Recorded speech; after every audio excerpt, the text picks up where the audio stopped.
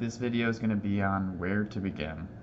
So I know it can be pretty intimidating getting into something like silver, especially if you don't really have any like historical background in the area at all, or if you're not into history, or if you're not into coins. So I think it's pretty useful to go ahead and start off with just kind of explaining a couple places which are great to start if you do want to start to get into the hobby. The first and most obvious one would be to do what's called bankrolling. That's actually how I started out. So bankrolling is essentially you take money from your savings. Up to $500 is kind of like a good amount to put aside for this. And you actually go to the bank, usually calling ahead of time, and ask them if they could get a box of change ready for you. You then go through the box of change, and through that you're usually able to find coins like this one right here. Drawbacks to doing this nowadays compared to when I was younger are that most banks no longer accept change back. So it might be a bit of a strategy for you to look into the bank you want to do banking with based off of if they collect coins back from you without a fee. I highly recommend that strategy if it's something you want to do. The earning potential is pretty small doing this, but it's also pretty small in terms of cost. So you do want to have about 500 so you could get a box of $half. That's usually one of the ones that will pay dividends better. But you're going to end up never really using that money except for change from it. So let's say you find like 12 $half. Those 12 $half could be just replaced by 12 more, so that's $6. You should be able to come up with $6. But the melt value of those coins, like at today's market of $24 and change, would actually be about $6 or $7 per coin. So as you can see, it's kind of a fun way to make extra money from money without risking any money. And I honestly think it's probably one of the best ways to get into the hobby to start out with. So that would be my first of my 3 recommendations for starting into the hobby.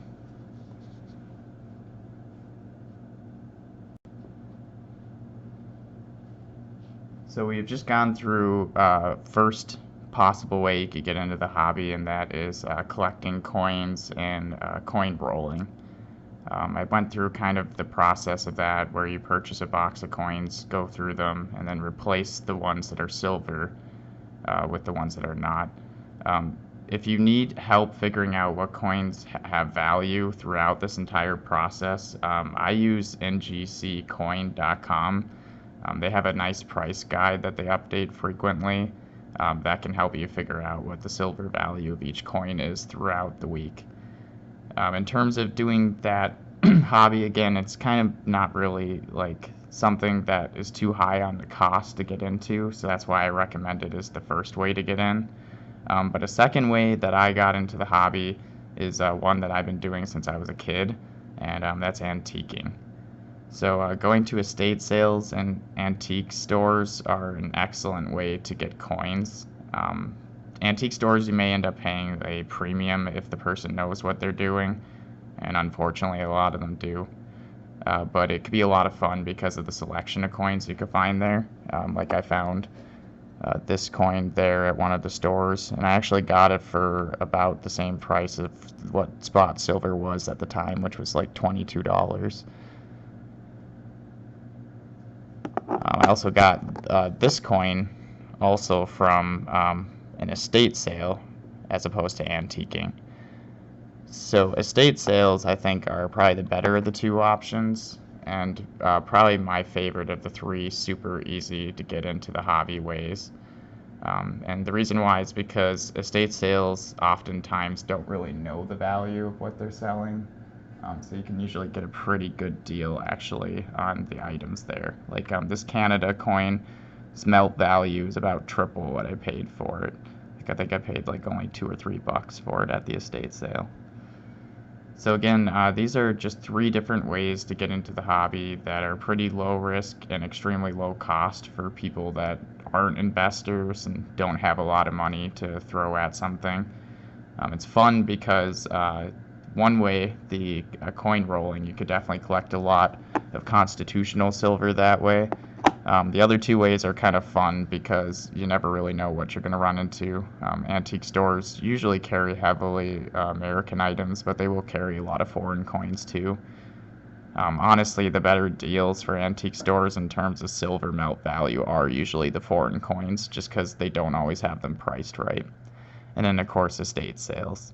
I mean, I have fond memories of going with my grandma in Arizona and really finding Morgan dollars, all sorts of really cool stuff throughout the years. And, that stuff really does add up and is a good way to make some extra money if you're a person that doesn't really have a lot. So with that, this is the first video of a series that I'll be doing, an intro into collecting silver. And these are just 3 extremely low cost, low barrier ways to get into the hobby. From here, I'll do a video next that will talk about really what you want to do if you're looking at this more from an investment standpoint. Like, let's say you have a few $100s a year you want to put into the hobby. What are some options that you could do? Thank you so much for your time, and I hope you guys have a wonderful day, and stay safe and enjoy the weather.